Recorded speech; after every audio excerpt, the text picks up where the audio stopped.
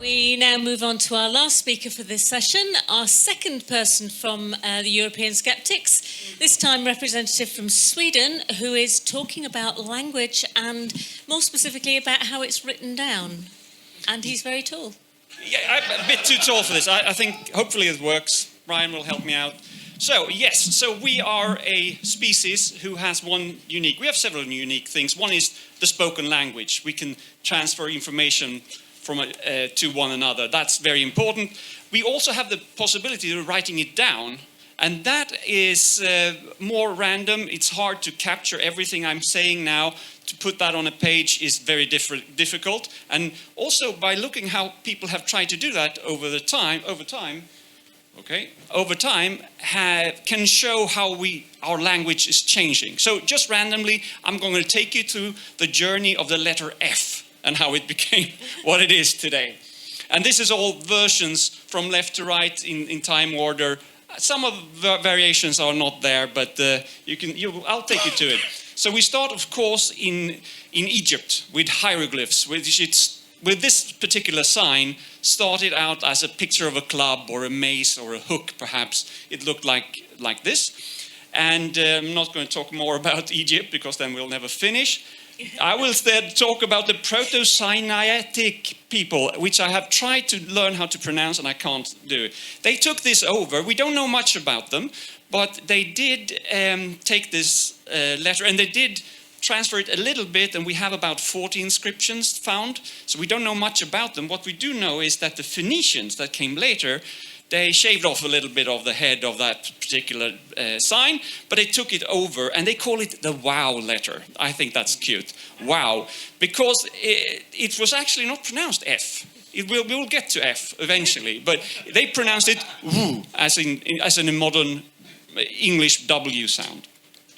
Now, the Phoenicians went all over the place around the Mediterranean, and when the ancient Greeks came around, they basically nicked the alphabet from the Phoenicians. They modified it quite a bit to fit their own taste. And they did a little bit of this YMCA thing here, which I think was appropriate for the Greeks to do, because they were known to be a little bit more liberal in that regard. So they called it digamma for reasons that you can ask me in the bar later on. But it was still pronounced as a W sound. But the Phoenicians didn't have a vowel system. And the Greeks realized that we need a vowel. So they took this and they transformed it into ypsilon, which was the U sound. So we have U and U and representing from this little letter here. Now, the problem with the Greeks was that they actually didn't need a W sound. In real ancient Greek, they did have it, but they lost it. So we lost F after a while here. If it hadn't been for the fact that they also used it to indicate the number 6, because it was the 6th letter of the alphabet, so they kept it. Thank God, otherwise we couldn't have pronounced F today. And they were still pronouncing it when they did. So anyway. So along comes the Etruscans. They look like this, and they took over a lot of the culture from Greek. The Greek culture was the big ideal, right? So they took over a lot of that, including the alphabet. And the Etruscans were very, very successful, but they made one terrible mistake. They conquered the Romans, and the Romans looked like this. And you can see what happens. They were completely seduced by the Romans, and even if they decided who would be king of Rome, after a while they were just Romans speaking Latin. And in Latin, they took the ypsilon and pronounced it E. They took away the stem of the ypsilon and pronounced it U, right? But just because they could. U or W, woo. I'm going to run out of time. Now, the Romans also needed an F sound because the Greeks didn't have an F in their language. They had philosophy, but they pronounced it philosophia, something like that. But they needed an F because they had fenestra, which means window, and sometimes they needed to shout de fenestrate factus, which means throw out the facts out through the window, and that's what probably people are doing today quite a lot. They had wine, thank God. What did the Romans ever do for us? Well, wine. And they spell it like this, but they pronounced it vinum, right? Vinum. And they came here to Britain, and we liked wine here as well. We called it wine because we were lazy, we cut the last. But there was a problem here. We started to feel we needed to separate the sound between w and u. So we put two of these u's after each other and call it a w. And then we still pronounced the letter that looks like v, it was still an u.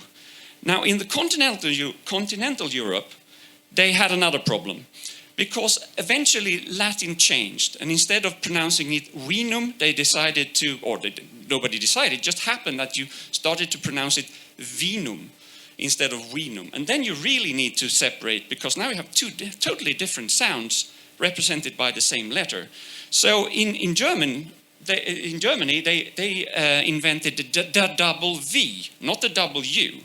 But this will create confusions in a slide or two on.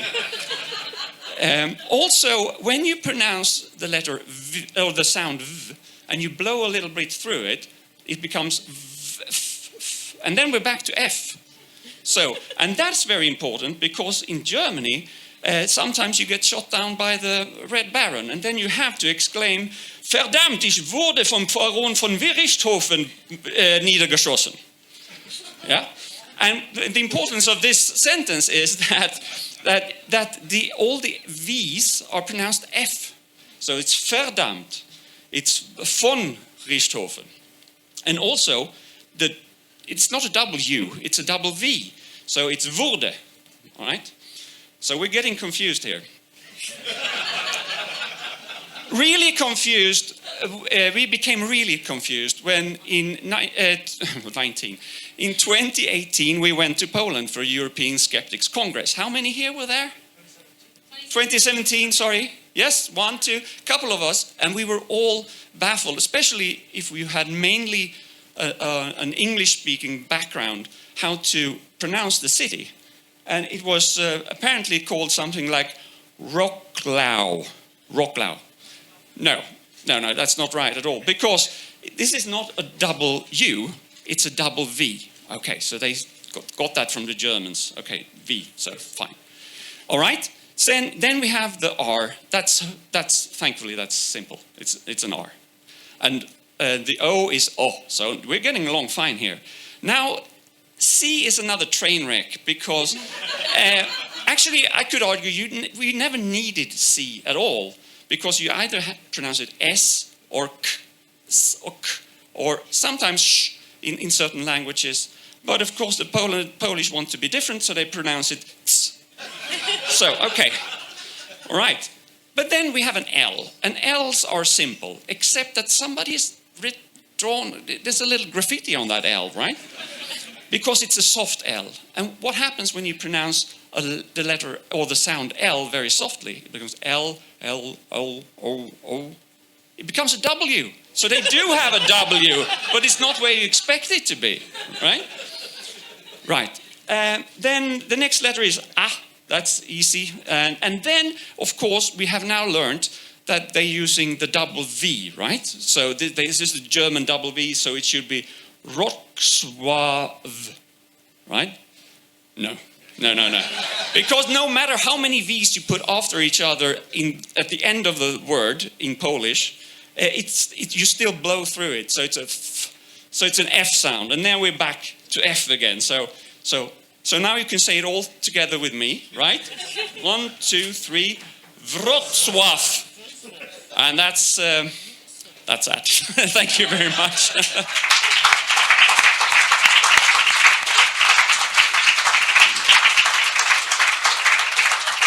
I expect a lot of questions on this.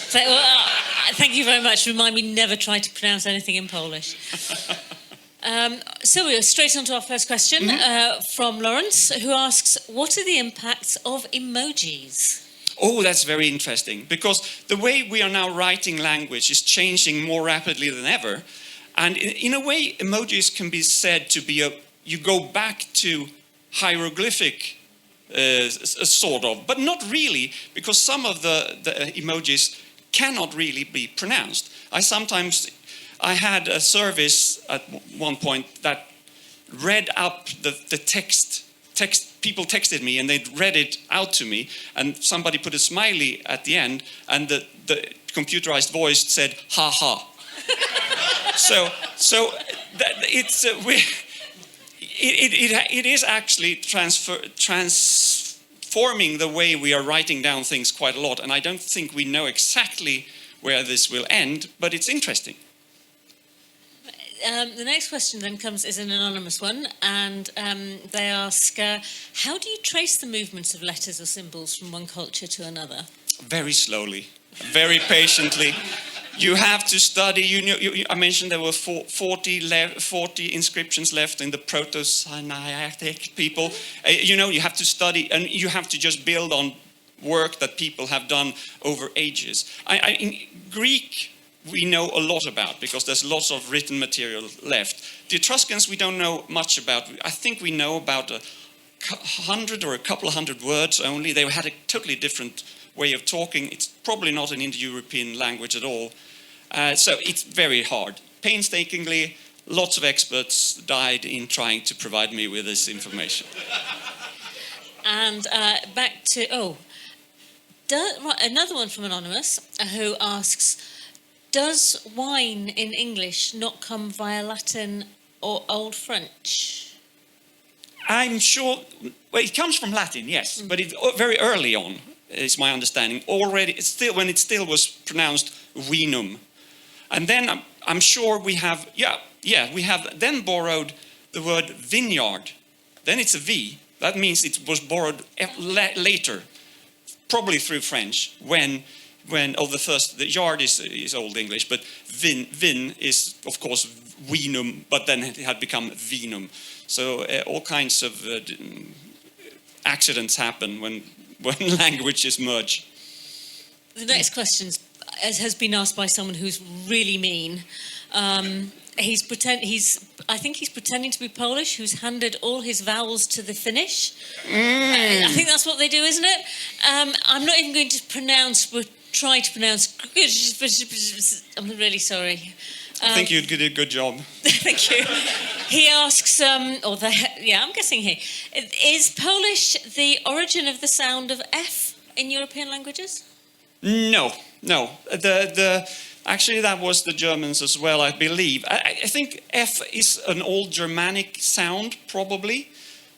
No, I think it's more common than that. Romans had it as well. They had the fenestra thing. So F as a sound has been around for a long time. It's just that the Greeks skipped it for a while.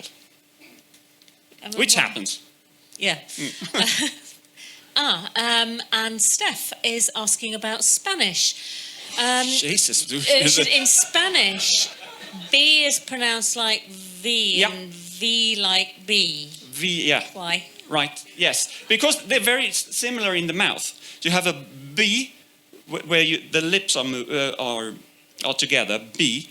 But then you have a V when the upper teeth it's called a labial fricative, and who wouldn't like a labial fricative? Last one.